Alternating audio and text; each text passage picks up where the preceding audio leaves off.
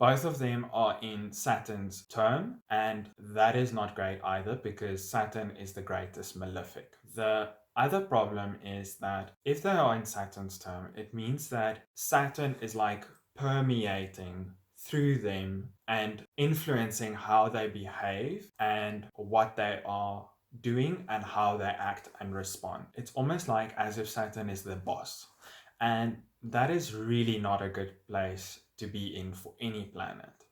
Because Saturn is the greatest malefic, Mars is the secondary malefic.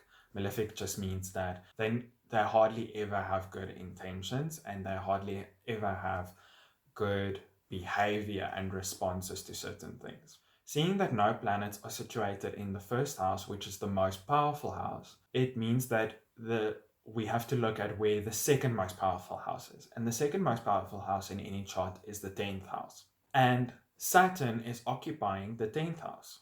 Now, this is not great at all, and Mars is sitting right there as the secondary malefic with him. The two worst planets in the chart is sitting in the most powerful house in the chart, because the first house is unoccupied. It makes the 10th house the most powerful. It means that their power and their influence is incredibly strong. In this chart, Taurus is the rising sign, which means Venus is the ruling planet. Venus is situated right in the middle of the two greatest malefics. So this is a terrible situation for Venus because it means that she is in a place where she is literally has enemies on both sides. And this is not a great sign either, because this means that firstly, that Venus probably doesn't just have Russia as an enemy. It probably means that she actually has a second enemy which could possibly be hidden. And the reason why I say that is because Mars, who sits with Saturn in the 10th, is also the ruler of the 7th house and of the 12th house.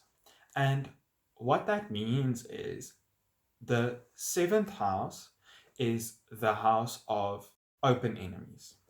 The 12th house is the house of hidden enemies. So there might be an open enemy and a hidden enemy, or there might be an enemy that is semi-open and semi-unopen. And what that means is semi-known and semi-unknown. I don't know who that could be because I don't follow any political things. I don't listen to the news.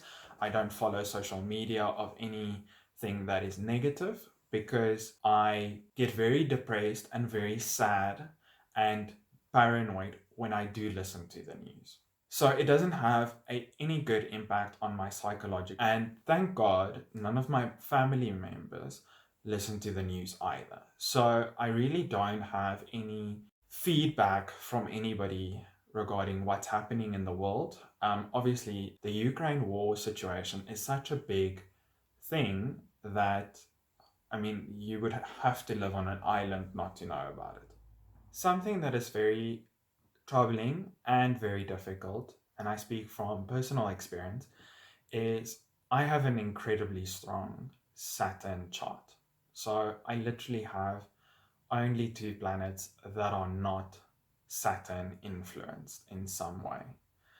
The entire rest of my chart and all the planets are deposited by Saturn. And that is not a great situation. It's not as bad because Saturn is in its own sign in my first house in Capricorn. So it's semi on good behavior. So whenever a planet is preferably the rising sign, which in my case it isn't, but whenever a malefic planet is the rising sign, it does create some hardships for the person who has that chart. So if you have a Capricorn, Aquarius, Scorpio, Aries rising sign, it does mean that your life might be slightly a bit harder and more difficult than other people. To give you an example, so for example, Saturn rules the homeless, it rules people who are poverty stricken, it rules people who are ill, it rules the elderly,